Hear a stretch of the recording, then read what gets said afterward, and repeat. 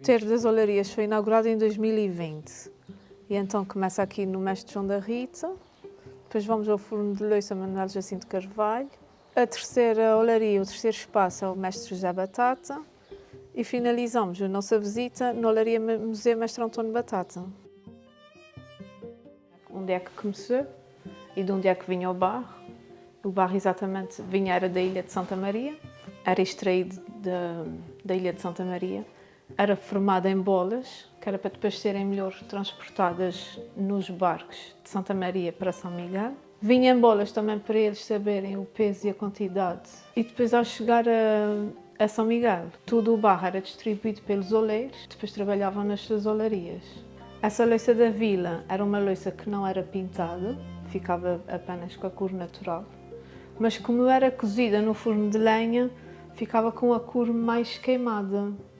E é o que diferencia de hoje em dia. Aqui, esta parte é a parte da olaria tradicional. Todas as olarias tinham seixão de terra batida, as paredes de pedra, o barreiro, que é aquela cova funda que era onde os oleiros guardavam o barro. O sótão também tem assim essas madeiras separadas, que era para depois o ar circular, porque era lá em cima que eles guardavam a louça já pronta para secar.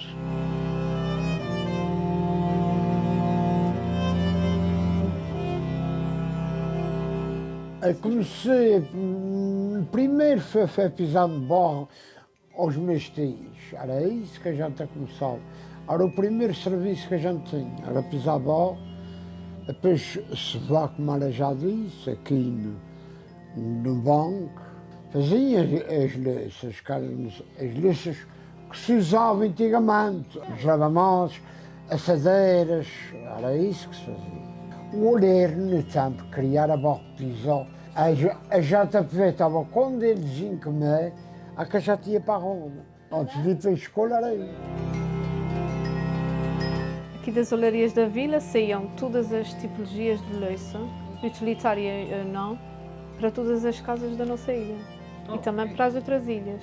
Pronto, e então essa zona chamada Zona Vila Nova foi uma vila que se reconstruiu após o terremoto de 1522. E então foi aqui que os oleiros começaram então a sua luta diária nas olarias. Aqui então é o espaço do forno. Pelas cozeduras, os oleiros alugavam sempre o forno durante uma semana. Porquê? Porque durante 4 dias e 4 noites a louça ficava sempre a cozer lá dentro. Quando esse espaço estava tudo preenchido, ele saía, já tinha sido previamente preenchida e só depois então é que eles enchiam todo esse túnel. Quanto mais louça os oleiros tinham para cozer, maior e mais abaulada tinha que ser feita a parede, que eles depois tinham que fechar aqui com uma parede de pedra. Ficava só um buraquinho entre as pedras, que era para depois sair o fumo. Mas quando as louças ficavam estragadas, como eram peças caras, eles tinham que recuperá-las e então era aquele senhor com aquela roda que fazia aqui com os grampos, juntava a peça e a peça ficava utilizável por mais umas quantidades de vezes. O ceirão é feito de vinhos e era carregado no burro.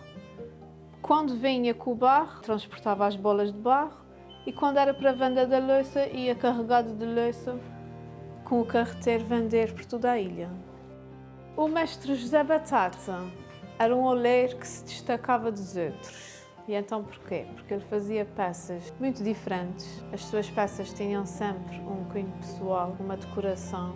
E eram peças muito leves e muito finas. O José Batata também foi o oleiro que impulsionou as miniaturas mais pequeninas. Essas miniaturas nada mais eram do que as brincadeiras das crianças, os brinquedos. Isso é uma vasilha de segredo. É assim. Então a água entra por aqui, diretamente, e depois só sai por aqui. E não sai mais. Sai por aqui agora. E o garrote, a racha que os oleiros usavam, E aqui temos uma amostra de barro da nossa ilha de São Miguel, da zona norte, da Ribeira Grande. Aqui este cinzento é uma das qualidades do barro de Santa Maria. E aqui um pedaço de barro vermelho do continente. A nossa olaria fica situada aqui, nesse espaço fantástico, com a vista para o mar. E o roteiro termina aqui, no último espaço, na Olaria Museu, Mestre António Batata.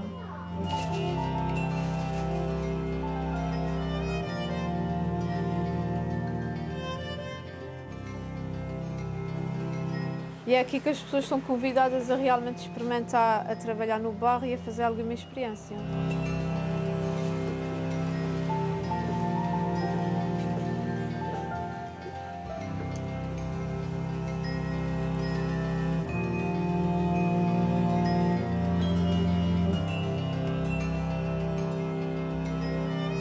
Salientar que o nosso trabalho aqui já não é produzir as louças como antigamente, porque elas também já não são utilizáveis como antes eram, mas é a tentativa de replicar todas as louças que eram utilizadas em ponto de miniatura, em forma de miniatura.